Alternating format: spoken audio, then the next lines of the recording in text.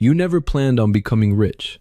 Seriously, if someone told you a year ago that you'd be sitting in a luxury apartment overlooking downtown Chicago, staring at 6 monitors while your brokerage account swings up $50,000 before lunch, you would have laughed. Because a year ago, you were broke. Not, I can't buy Starbucks today broke. Like, checking account says $14.22 and your gas light is on, broke. You were 21 years old, finance major, junior year. You worked part-time as an intern at Edward Jones, mostly boring stuff, coffee runs, spreadsheets, listening to rich old dudes talk about diversification. You nodded like you understood. Meanwhile, your real dream was sitting on your laptop at 2 a.m. watching candlestick videos on YouTube. Day trading. That was the obsession. Not because you thought it looked cool. Actually, it looked insanely stressful. But you couldn't stop watching people turn tiny amounts of money into life-changing cash. And every night you thought the same thing. What if I could actually do this? So you started small, really small. You deposited $300 into a brokerage account. $300, that's it. And immediately lost $70. Your first trade? Disaster. You bought some random biotech stock because a guy on TikTok said it was about to explode. It exploded all right, downward. You remember staring at your phone in class, watching your money evaporate, while your accounting professor talked about balance sheets. You wanted to throw up. But weirdly, you loved it. Not losing money. The game, the charts, the movement, the psychology. It felt like a video game with real consequences. So you kept studying, every day, before class, after work, at night. You stopped partying, stopped wasting money.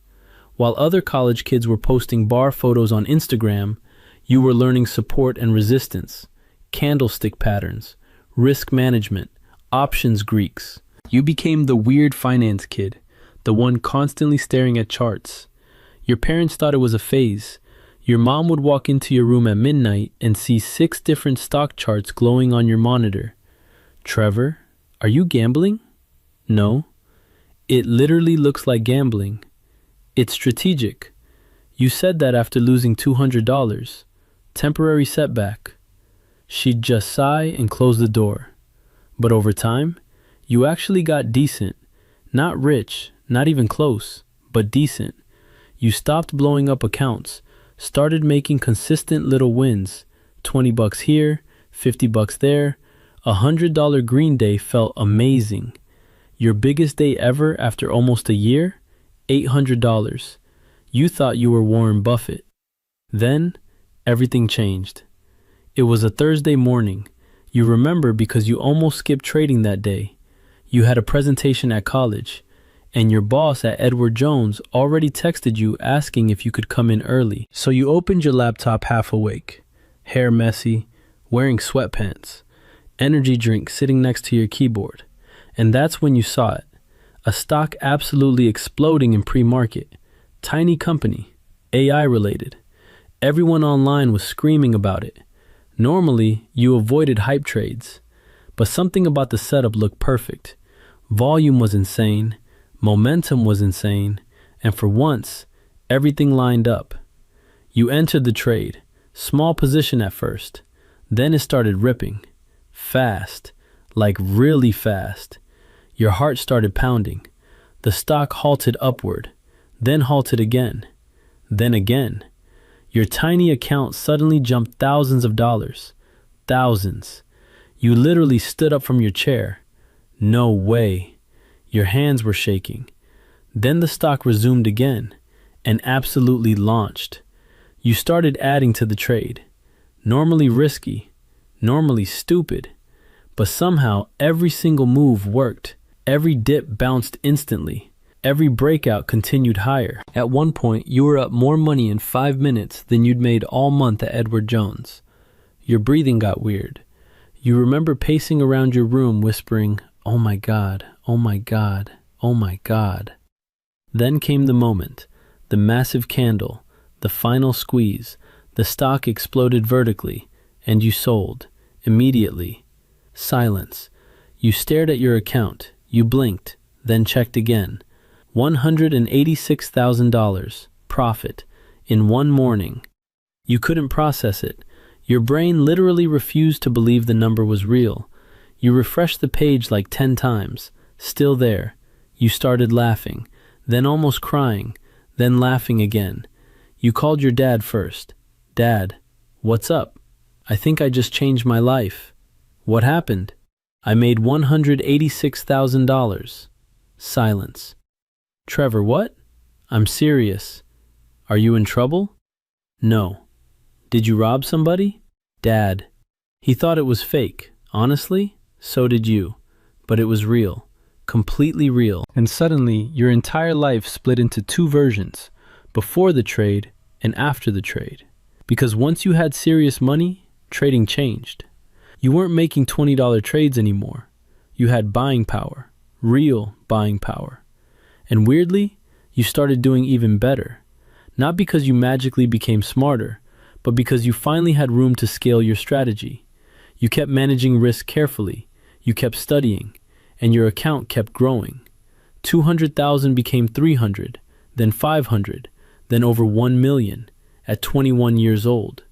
You became the kid everyone suddenly noticed. Your finance professors started acting different around you. Students who ignored you before suddenly wanted to network. People asked for stock tips nonstop. Your phone never stopped buzzing. One afternoon, your boss at Edward Jones called you into his office. He leaned back in his chair. So, I heard about your trading.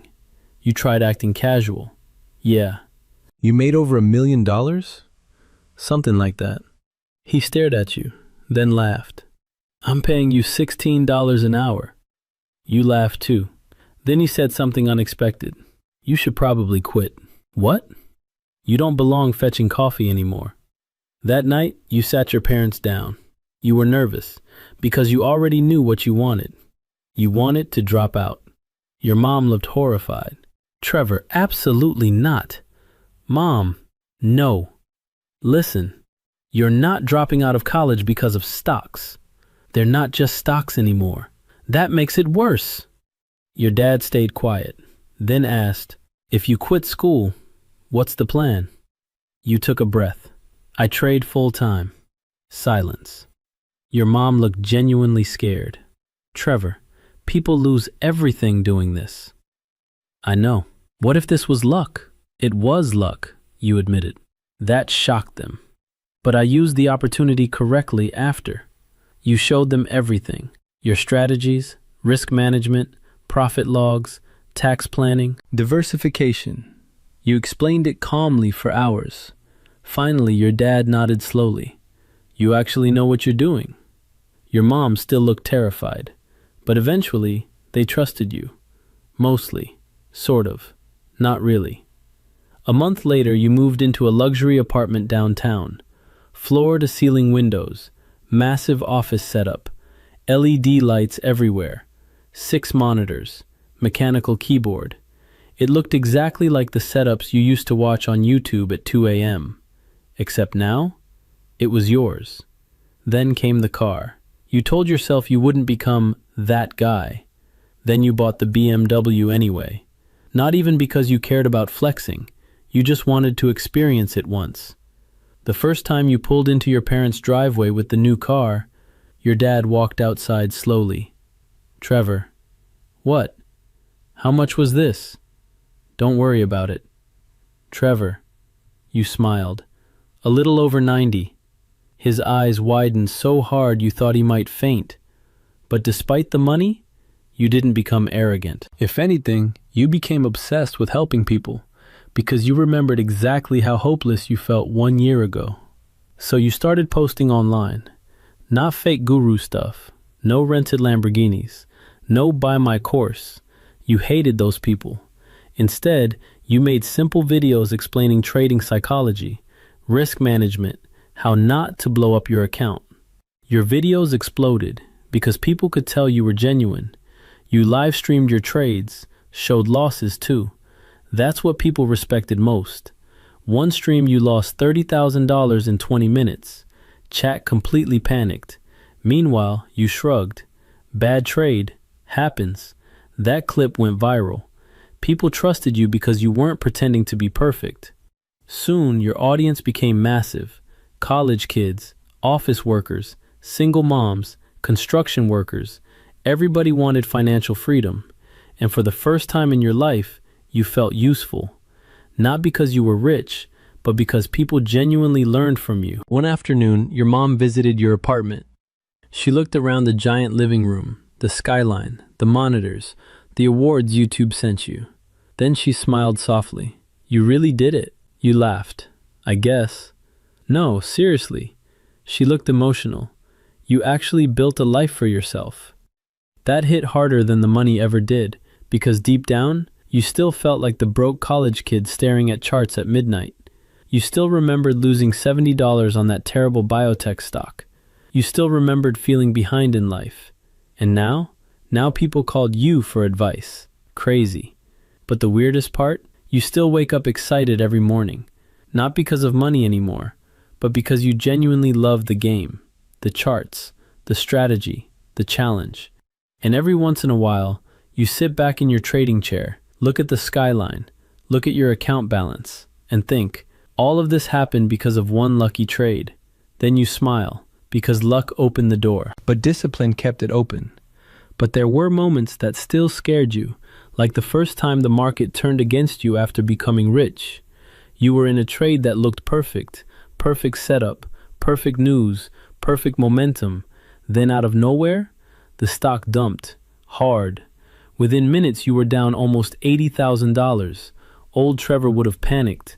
Old Trevor would have revenge traded trying to make it back immediately. But now, you leaned back in your chair and closed the position calmly. Chat exploded. Are you okay? Bro just lost a house. My heart would stop. You took a sip of your coffee, then smiled. That's why risk management matters. And weirdly, that moment made people respect you even more, because they realized you weren't just some lucky kid who hit one big trade. You actually understood the psychology behind it. Later that night, your dad called. Your mom saw online you lost 80 grand today. Yeah. She thinks you're secretly spiraling. You laughed. I'm fine. You really are okay? Dad, it's part of the business. There was a pause. Then he said something you never expected. You know, I'm proud of you. That hit different, because your dad wasn't emotional like that. You took something risky and made it work. Most people never even try. You stared out your apartment window at the city lights. The weird part was, you still didn't fully feel rich, not mentally. You still checked prices before ordering food, still hesitated before buying clothes, still felt guilty spending money sometimes. But every once in a while, reality would hit you unexpectedly, like when your brokerage account swung up $200,000 in a single week, or when your old finance professor emailed asking if you'd speak to his class, or when random students recognized you walking through campus even though you technically didn't go there anymore.